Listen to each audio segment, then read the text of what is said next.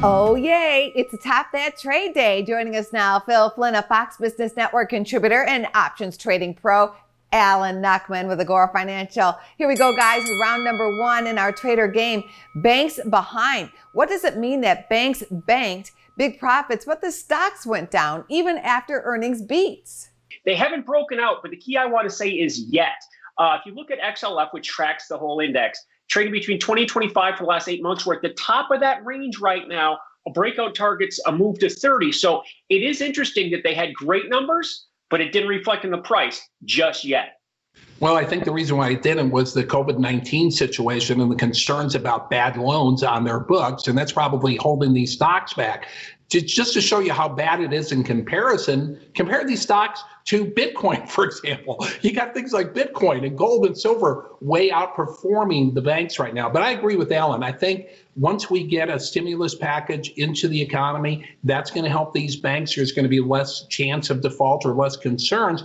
And despite the fact of the risk to the banks and the hit that they're going to take, their balance sheets are still pretty good. So I think these stocks are going to be a breakout very soon. Round number two, sunshine. There's new technology using solar power. Will that be a commodity game changer? But really, breakthroughs in solar technology are getting a lot of people excited, and they think there's a real future in this. But you got to keep it in perspective. If you look at the amount of solar in the world, it's actually doubled in usage, but the percentage is still very small. It's still way less than 7% of the global energy mix. And while there's a lot of upside, I want to caution people by saying, solar is not going to solve all our problems. There's still some negatives on solar for the environment that people don't think about. And that, for example, is what do you do with old solar panels? How do you produce them? So it's not, the perfect solution. It will be part of the energy mix, but it's not going to replace fossil fuels anytime soon. 10 to 20 in a month. Now it's back to that 15 midpoint. SPWR, and also look at Canadian solar. I love Canada, obviously. So Canadian solar, 35 to 45 in the last month. So I think those stocks have had a big move, but they could be setting up for another leg higher. I like DQ. It's in China, believe it or not Dairy Queen, but Daco Solar. It's a real big stock, and a lot of people like that if you like China. Round number three, billionaire boom. The number of billionaires in China surpassed the USA. Is that bullish for the US? So, yes. If you look at the chart patterns of the FXI, which tracks China, and the S&P, it's been the exact same performance over the last year. So I think both those markets are strong.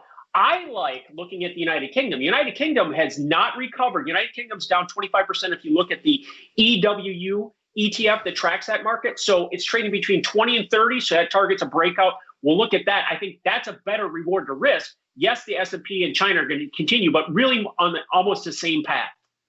I think when you look at the situation with billionaires in China, because of the way that their government is structured, a lot of times when there's stress in China, people want to get money out of the country.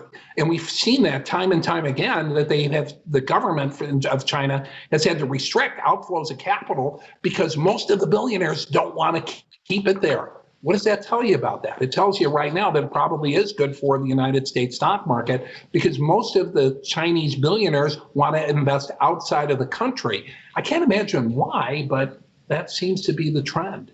For your bonus round question today, we are heading to the pumpkin patch for some pumpkin picking. Is it better to buy a pumpkin with a stem that is sturdy or a stem that's a bit squishy? Pick one. Oh boy, I got to go with the sturdy stem. Oh, for us? Or like I've got a squirrel. He loves to eat my pumpkin as soon as I put it outside. So I think the stem that's already pushed in a little bit means his pumpkin's softer and it's more ready for him to eat. Phil, you are the big winner for this week. You want a sturdy stem. There you go. Squishy for It's a lot easier to take the top of the jack-o'-lantern too. Put the candle in there. Best wishes with that squirrel, Alan. Business First AM continues right after this. For more Business First AM, check us out on social media. We're on Facebook, YouTube, and Twitter. And go to businessfirstam.com for where to see our show on TV.